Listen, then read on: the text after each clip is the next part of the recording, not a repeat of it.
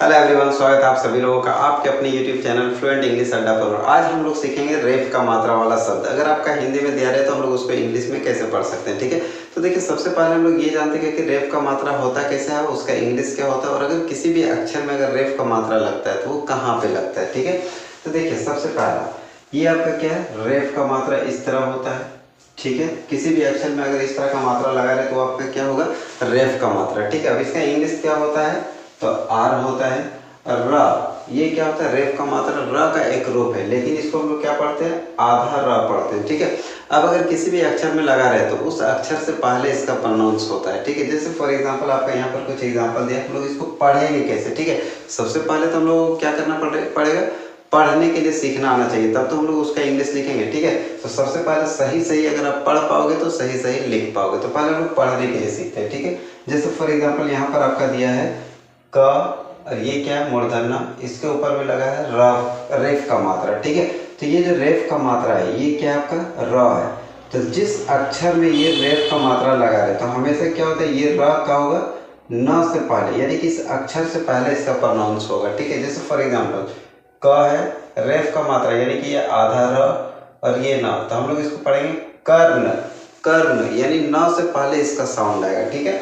उसी तरह देखिए, ये है व और ये है आपका मूर्धन्य ष, इसके ऊपर लगा है रेफ का मात्रा यानी कि र का मात्रा, ठीक है। तो इसको हम लोग क्या पढ़ेंगे, व और ये आधा र और श, तो वर्ष, क्या होगा, वर्ष, ठीक है। तो हमेशा रेफ का मात्रा जिस भी अक्षर में लगा रहे तो उसका उच्चारण क्या होगा, उस अक्षर से पहले होगा, ठीक है। अब इसका हम लोग इंग्लिश में कैसे लिख सकते हैं, तो रेफ का मात्रा का इंग्लिश क्या होता है, तो आर होता है, ठीक है। अब हम लोग इसको इंग्लिश में कैसे लिखेंगे, तो देखिए क का इंग्लिश क्या होता है, के, और उसके बाद से क्या है, क में कोई मात्रा नहीं, तो कोई मात्रा नहीं तो क्या लिखेंगे, ए। तो ये अब आपका क्या हो गया, क, ठीक है। अब देखिए रेफ का मात्रा, तो ये क्या है, र का रूप है, तो रेफ का मात्रा का इंग्लिश क्या होगा, आर। जब इसको हम लोग इससे पहले अक्षर से पहले पढ़ते हैं तो अक्षर से पहले उसका इंग्लिश लिखना होगा, ठीक है, तब आपका सही होगा। हम लोग क्या पढ़ते हैं, कर्ण, ठीक है। तो क के बाद र पढ़े तो क के बाद र लिखेंगे, उसके बाद मूर्धन्य का इंग्लिश क्या होता है, एन। तो ये आपका क्या होगा, कर्ण, ठीक है। उसी तरह वर्ष, तो पहले व का इंग्लिश क्या होता है, वी या तो डब्ल्यू, ये क्या हो गया, व। देखिए व में कोई मात्रा नहीं तो क्या लगेगा, ए, ये आपका क्या बन गया, व। अब उसके बाद क्या पढ़ते हैं, वर्ष, तो र पढ़ रहे तो क्या होगा, आर, और श का इंग्लिश क्या हो जाएगा, एस एच, ये आपका क्या हो गया, वर्ष। यानी कि किसी भी कठिन शब्द को जिसमें आपका रेफ का मात्रा लगा रहे तो बहुत आसानी से हम लोग इस तरह से लिख सकते हैं, ठीक है। अगला एग्जाम्पल देखिए आपका क्या दिया, ह र श, हर्ष, ठीक है। तो ह का इंग्लिश क्या होगा, एच, ह में कोई मात्रा नहीं तो क्या लगेगा, ए, और रेफ का मात्रा का इंग्लिश क्या होगा, आर, तो हर, और श का इंग्लिश क्या हो जाएगा, एस एच। तो ये आपका क्या बन गया, हर्ष, ठीक है। उसी तरह नेक्स्ट एग्जांपल आपका दिया है खर्च, ठीक है। तो ख का इंग्लिश क्या होगा, के एच, ख में कोई मात्रा नहीं तो क्या लगेगा, ए, और फिर र का मात्रा है तो क्या लगेगा, आर। तो ये आपका खर, और च का इंग्लिश सी एच, तो ये आपका क्या बन गया, खर्च, ठीक। आई होप कि आपको समझ में आ रहा होगा, ठीक है। अगर वीडियो समझ में आ रहा है तो वीडियो को लाइक कीजिएगा, अपने दोस्तों में शेयर कीजिएगा, ठीक है। और अगर चैनल में नए तो चैनल को जरूर सब्सक्राइब कीजिएगा। अगला क्या एग्जाम्पल, कर्क, तो क का इंग्लिश क्या होगा, के, क में कोई मात्रा नहीं तो क्या लगेगा, ए, और फिर क्या, रेफ का मात्रा जो कि क से पहले पढ़ाता है तो क्या हो जाएगा, र, और क का इंग्लिश क्या होगा, के, ठीक है। यानी इस र का इंग्लिश क्या लिखना है, के से पहले लिखना है, तो क्या हो जाएगा, कर्क, ठीक। यहाँ तक समझ में आया। अगला एग्जांपल देखिए क्या है, स, और यहाँ पर द दिया है, द में दीर्घ की मात्रा, और ये क्या लगा है, रेफ की मात्रा। तो ये रेफ का मात्रा क्या होगा, द से पहले पढ़ेंगे, इसको हम लोग क्या पढ़ेंगे, सर्दी, क्या पढ़ेंगे, सर्दी, ठीक है। तो स का इंग्लिश क्या होगा, एस, स में कोई मात्रा नहीं तो क्या लगेगा, ए, फिर र, ये आपका हो गया सर, और दी, तो द का इंग्लिश क्या होगा, डी, और बड़ी ई की मात्रा क्या का इंग्लिश क्या होता है, डबल ई या तो फिर आई, ठीक है। तो ये आपका क्या बन गया, सर्दी। अगर आप डबल ई की जगह में आई का भी यूज कर सकते हैं, ठीक है। आइए अगला एग्जांपल आपका क्या दिया है, गर्मी, इसको हम लोग कैसे लिखेंगे, ग का इंग्लिश क्या होता है, जी, ग में कोई मात्रा नहीं तो क्या लगेगा, ए, अब उसके बाद से र, तो क्या हो जाएगा, गर, और फिर मी, तो माँ का इंग्लिश क्या होता है, एम, बड़ी ई की मात्रा का इंग्लिश डबल ई, आई का भी यूज कर सकते हैं, ये आपका क्या हो गया, गर्मी, ठीक है। उसी तरह नेक्स्ट एग्जांपल देखिए, श, र, म, शर्म, क्या है, शर्म, ये रेफ का मात्रा मतलब क्या होता है, आधा र। ये क्या होता है, रेफ का मात्रा र लेकिन कैसा, आधा। तो उसको हम लोग थोड़ा सा पढ़ते हैं, जैसे शर्म, शर्म नहीं बोलना है, शर्म, ठीक है। तो ये आपका क्या पढ़ाएगा, आधा। इसीलिए हम लोग सिर्फ क्या लिखते हैं इंग्लिश में, इसका आर लिखते हैं, आर ए नहीं होता है, ठीक है। तो श का इंग्लिश क्या हो जाएगा, तारीफ श का एस एच, श में कोई मात्रा नहीं तो क्या लगेगा, ए श। र का इंग्लिश क्या होगा, आर, आधा है इसलिए आर, ए नहीं देंगे, ठीक है। म का इंग्लिश क्या हो जाएगा, एम। तो ये आपका क्या हो गया, शर्म, ठीक है। नेक्स्ट देखिए क्या लिखा है, पूर्ण, पूर्ण, ठीक है। तो प का इंग्लिश क्या हो जाएगा, पी, बड़ी ऊ की मात्रा है तो क्या लगेगा, डबल ओ और यू भी लग सकता है, ठीक है।